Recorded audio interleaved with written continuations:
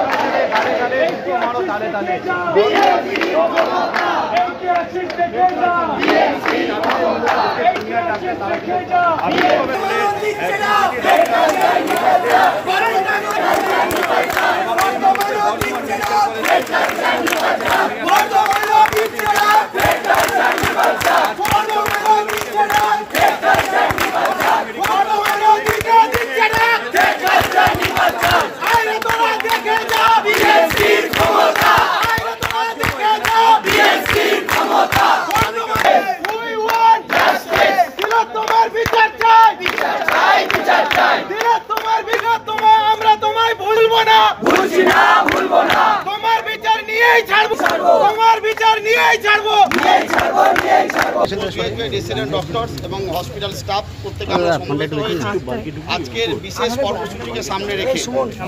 এটা কোনো বিষয় নয় যে কি ব্যক্তিগত রাগ আক্রোশ থেকে আমরা ব্যক্তিগতভাবে কারোর উপর আক্রমণ নিয়ে আসছি।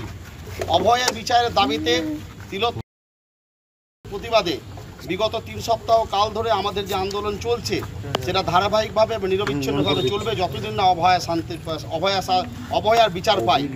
তাহলে এই দাবিতে আন্দোলন শুরু হয়েছিল, এই দাবি পূরণ। আজকে বর্ধমান মেডিকেল কলেজের অকাল বোধন উৎসব অনুষ্ঠিত হলো।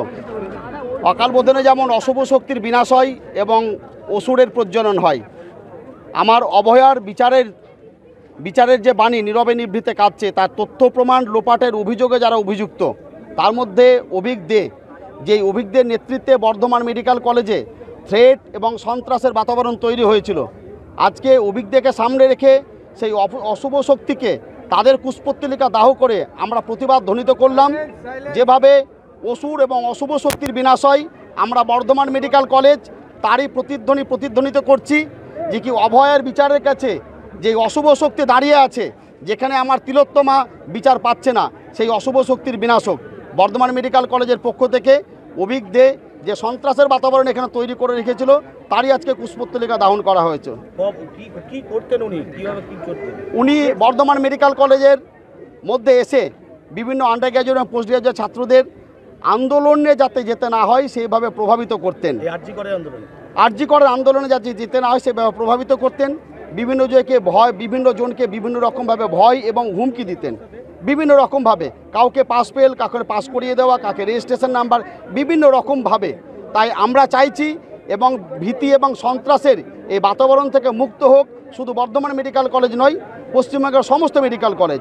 যে ব্যক্তির নাম উত্তরবঙ্গ লবিসহ এবং তিলোত্তমার করেছিল, সেই ঘটনাস্থলে যার অবৈধ অনুপস্থিতি নিয়ে সমাজ মাধ্যমে যে বিতর্কিত নাম চলে এসেছে, আমরা চাই বর্ধমান মেডিকেল কলেজের সাথে তার কোনো রকম কোনো সম্পর্ক না থাকে।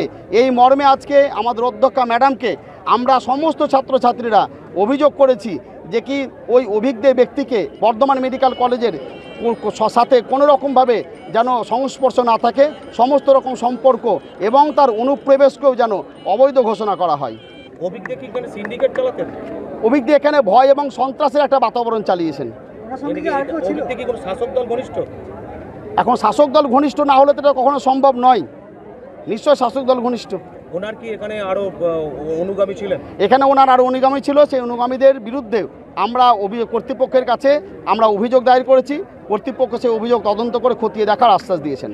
আজকে কি থানায় অভিযোগ করেছেন? থানায় অভিযোগ করেছি, সেই অধ্যক্ষা ম্যাডামের কাছে যে অভিযোগপত্র দেওয়া হয়েছে তারই প্রতিলিপি আমরা থানার ভারপ্রাপ্ত আধিকারিককে আমরা জমা দিয়েছি। অধ্যক্ষ ম্যাডামের কাছে যে অভিযোগ দিয়েছেন সেখানে কি অভিজ্ঞদের নাম আছে? যেহেতু এরা তদন্ত সাপেক্ষ, তাই তদন্তের গোপনীয়তার স্বার্থে এই নামগুলো প্রকাশ করতে অধ্যক্ষ ম্যাডাম বারণ করেছেন। তাই তদন্ত প্রক্রিয়া যেহেতু কোনো রকমভাবে বিলম্বিত বা তদন্ত প্রক্রিয়া প্রভাবিত না হয়, যাদের বিরুদ্ধে অভিযোগ করা হয়েছে তারাও জানেন না, সুতরাং তদন্ত প্রক্রিয়ার গোপনীয়তার স্বার্থে এই নামগুলো প্রকাশ করতে আমরা পারছি না। না, কতজন এই সংখ্যাটা আমরা প্রকাশ করব না কেন, অনেকের বিরুদ্ধে রয়েছে। তদন্ত প্রক্রিয়ার গোপনীয়তার স্বার্থেই এই নামগুলো কোনো রকমভাবে আমরা এখন প্রকাশ করব না যতক্ষণ না তদন্ত প্রক্রিয়া শেষ হয়। হ্যাঁ, অভিজ্ঞ ছাড়াই একাধিক রয়েছে। অভিজ্ঞের নামটা আমরা সরাসরি বলেছি কেন, সমাজ মাধ্যম এবং সংবাদ মাধ্যমে যেহেতু এই নামটা বিতর্কিতভাবে আমরা প্রত্যেকে চলে এসেছে, তাই আমরা চাই স্বনামধন্য আমাদের এই প্রথিতযশা মেডিকেল কলেজের সাথে এইরকম একটা বিতর্কিত নাম যেন কোনো রকমভাবে যুক্ত না থাকে। এটা তো খুব হাস্যকর ব্যাপার। আমরা জানি না যে উনি এখন জেনারেল সার্জারির পিজিটি এসএসকে মেডিকেল কলেজ, এখানে ছিলেন রেডিওলজির মেডিকেল অফিসার। এই দুটো সাবজেক্টের সাথে আমাদের ফরেন্সিক ফিঙ্গারপ্রিন্টের কোনো সম্পর্ক নেই, অন্তত আমরা এটা পড়াশোনা করিনি, আমরাও তো সাবজেক্টটা পড়ে এসেছি। এখন কোথায় তাকে ফিঙ্গারপ্রিন্ট হিসেবে তাকে মানে পদাধিকার বলে পদে আসীন করা হলো, এটা তারাই ভালো বলতে পারবেন যারা তাকে ওই রকম ফিঙ্গারপ্রিন্ট এক্সপার্ট হিসেবে নিয়োগ করেছেন, এবং উনি ভালো বলতে পারবেন উনি কতটা ফিঙ্গারপ্রিন্ট জানেন। অভিজ্ঞ বর্ধমান মেডিকেল কিসের চিকিৎসক ছিলেন? রেডিওলজির মেডিকেল অফিসার পোস্টে নিয়োগ ছিলেন, আরএমও হিসেবে। তারপর কি উনি এখন কোথায় আছেন? উনি এখন এসএসকে মেডিকেল কলেজে জেনারেল সার্জারি বিভাগের প্রথম বর্ষের পোস্ট গ্রাজুয়েট ট্রেনিং।